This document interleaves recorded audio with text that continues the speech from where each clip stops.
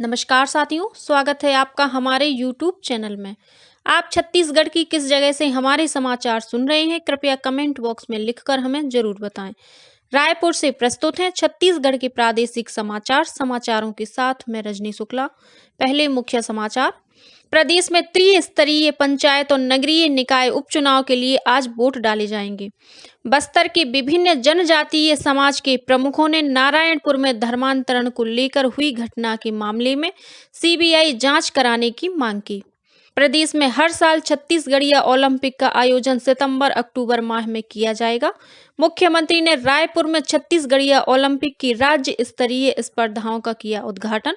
और मौसम विभाग ने प्रदेश के कई हिस्सों में आगामी 48 घंटों के दौरान शीतलहर चलने की चेतावनी दी है।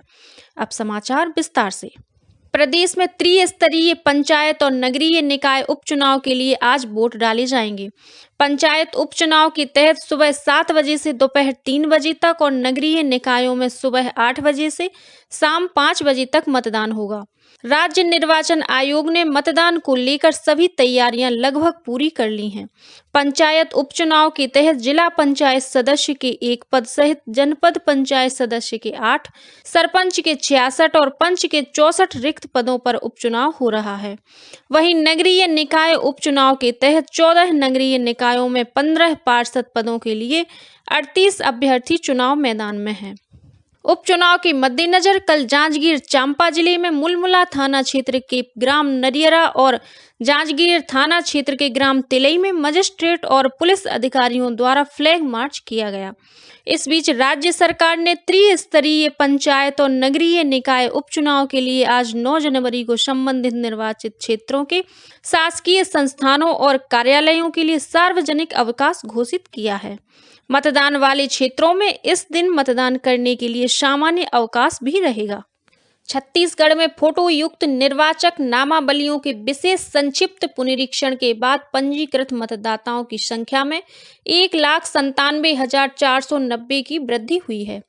1 जनवरी 2023 की स्थिति में निर्वाचन नामावलियों को अंतिम प्रकाशन किया गया है।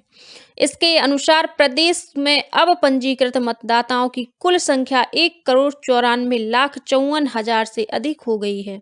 इनमें 97,27,000 पुरुष और 97,26,000 महिला मतदाता शामिल हैं। इसके अलावा प्रदेश में करीब 1,47,000 दिव्यांग और 811 थर्ड जेंडर मतदाता हैं। राज्य में 18 से 19 वर्ष आयु समूह में 2,15,000 नए मतदाताओं का पंजीयन हुआ है। इसी तरह 20 से 29 वर्ष आयु वर्ग में 42,87,000 मतदाता पंजीकृत हैं। इसके अलावा विशेष पिछड़ी जनजाति समूहों के 5,726 नए मतदाताओं को भी जोड़ा गया है। उल्लेखनीय है कि प्रदेश में इस साल विधानसभा चुनाव प्रस्तावित हैं। बस्तर के विभिन्न जनजातीय समाज के प्रमुखों ने आरोप लगाया है कि पिछले दिनों नारायणपुर में धर्मांतरण को लेकर 2 पक्षों के बीच हुई घटना के मामले में थाने में शिकायत होने के बाद भी पुलिस कोई कार्रवाई नहीं कर रही है। समाज प्रमुखों ने रायपुर में आयोजित पत्रकार वार्ता में बताया कि पूरे बस्तर संभाग में ग्रामीणों को प्रलोभन देकर धर्मांतरण किया जा रहा है। समाज प्रमुखों ने मांग की है इस मामले में सीबीआई जांच की जाए और दोषी लोगों के खिलाफ कड़ी से कड़ी कार्रवाई की जाए। प्रदेश में आगामी विधानसभा चुनाव को लेकर भारतीय जनता पार्टी ने तैयारियां शुरू कर दी हैं। इसके तहत भाजपा नेताओं का प्रदेश दौरा लगातार जारी है। इसी कड़ी में भाजपा के प्रदेश सह प्रभारी नितिन नवीन कल दुर्ग पहुंचे। यहां रैली निकाली गई। इस मौके पर श्री नवीन ने पार्टी पदाधिकारियों, कार्यकर्ताओं और दुर्ग नगर निगम के पार्षदों की बैठक ली। इससे पहले पत्रकारों से चर्चा करते हुए श्री नवीन ने कहा कि आगामी विधानसभा चुनाव के मद्देनजर संगठन की दृष्टिकोण से यह बैठक काफी महत्वपूर्ण है। पार्टी के प्रमुख कार्यकर्ताओं को मैदानी स्तर तक जाने के लिए प्रोत्साहित किया जाएगा। उन्होंने राज्य सरकार पर आरोप लगाया कि प्रदेश में प्रधानमंत्री आवास योजना सहित केंद्र सरकार की विभिन्न योजनाओं का सही तरीके से क्रियान्वयन नहीं हो रहा है। वहीं भाजपा के प्रदेश प्रभारी ओम माथुर सहित पार्टी के अन्य पदाधिकारियों ने राजनांदगांव जिले के शक्ति केंद्रों में बूथ स्तर के कार्यकर्ताओं की बैठक ली। बैठक में आगामी विधानसभा चुनाव की तैयारियों और पार्टी संगठन को मजबूत बनाने सहित विभिन्न विषयों पर चर्चा की गई। उधर बिलासपुर प्रवास पर पहुंचे प्रदेश प्रभारी ओम माथुर ने मीडिया से बातचीत करते हुए कहा कि पार्टी का संसदीय बोर्ड ही यह तय करता है कि किसी भी राज्य में पार्टी किसी नेता के चेहरे को आगे करके चुनाव लड़ेगी या फिर बिना चेहरे के। श्री माथुर ने कहा कि भाजपा देश की अकेली ऐसी पार्टी है जो साल भर संगठन को विभिन्न कार्यक्रमों में सक्रिय रखती है। मुख्यमंत्री भूपेश बघेल ने प्रधानमंत्री नरेंद्र मोदी को पत्र लिखकर उनसे मिलेट फसलों के उत्पादन और उपभोग को बढ़ावा देने तथा इसे जन आंदोलन बनाने के लिए पहल करने का आग्रह किया है। मुख्यमंत्री ने पत्र में कहा है कि राष्ट्रीय खाद्य सुरक्षा अधिनियम के अंतर्गत अनाजों, मध्याह्न भोजन, पोषण आहार और आश्रम छात्रावासों के विद्यार्थियों को दिए जा रहे रियायती अनाज में 20 से 25% मिलेट फसलों को शामिल किया जाए। साथ ही केंद्र सरकार द्वारा मिलेट फसलों के न्यूनतम समर्थन मूल्य पर संग्रहण करने के संबंध में भी निर्णय लेने का आग्रह किया गया है। मुख्यमंत्री ने कहा है कि प्रदेश में मिलेट फसलों के उत्पादन को बढ़ावा देने के लिए मिलेट मिशन की स्थापना की गई है। इसके तहत राज्य में कोदो, कुटकी और रागी का न्यूनतम समर्थन मूल्य घोषित कर उनके संग्रहण और विपणन की व्यवस्था की गई है। प्रदेश में मुख्यमंत्री श्रमिक सियान सहायता के तहत एक मुश्त दी जाने वाली आर्थिक सहायता राशि 10,000 रुपए से बढ़ाकर 20,000 रुपए कर दी गई है। श्रम विभाग ने इस संबंध में अधिसूचना जारी कर दी है।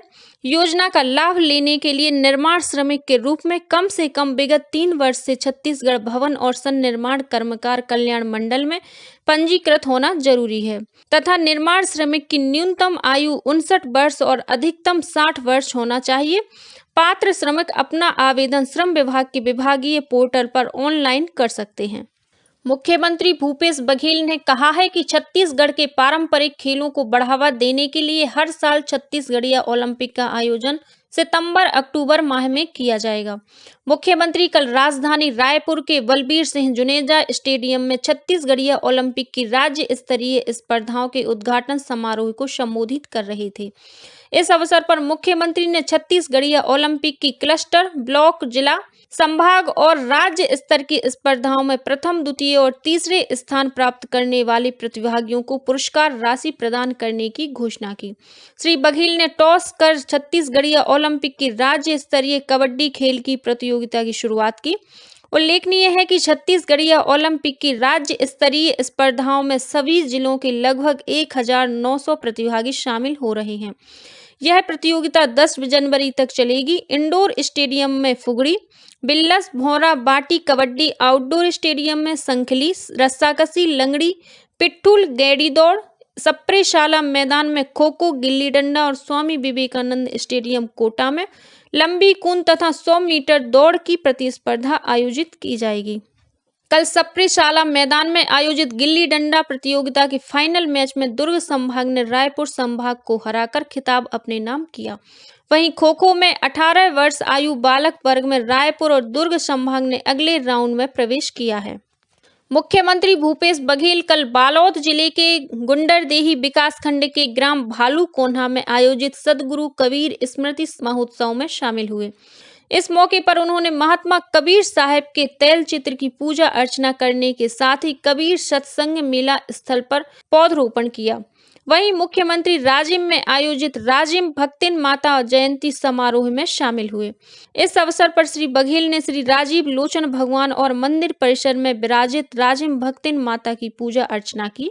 नवा रायपुर के शहीद वीर नारायण सिंह अंतर्राष्ट्रीय स्टेडियम में होने वाले पहले अंतर्राष्ट्रीय क्रिकेट मैच के लिए टिकटों की बिक्री आगामी 12 जनवरी से ऑनलाइन शुरू हो जाएगी। भारत और न्यूजीलैंड के बीच आगामी 21 जनवरी को होने वाले क्रिकेट मैच की तैयारियां जोर शोर से चल रही हैं। छत्तीसगढ़ क्रिकेट एसोसिएशन के पदाधिकारियों ने कलेक्टर डॉक्टर सर्वेश्वर नरेंद्र भूरे और एसएसपी प्रशांत अग्रवाल के साथ बैठक की। बैठक में सुरक्षा व्यवस्था के साथ ही दर्शकों की सुविधाओं सहित अन्य तैयारियों को लेकर चर्चा की गई। और अब पेश है मौसम का हाल।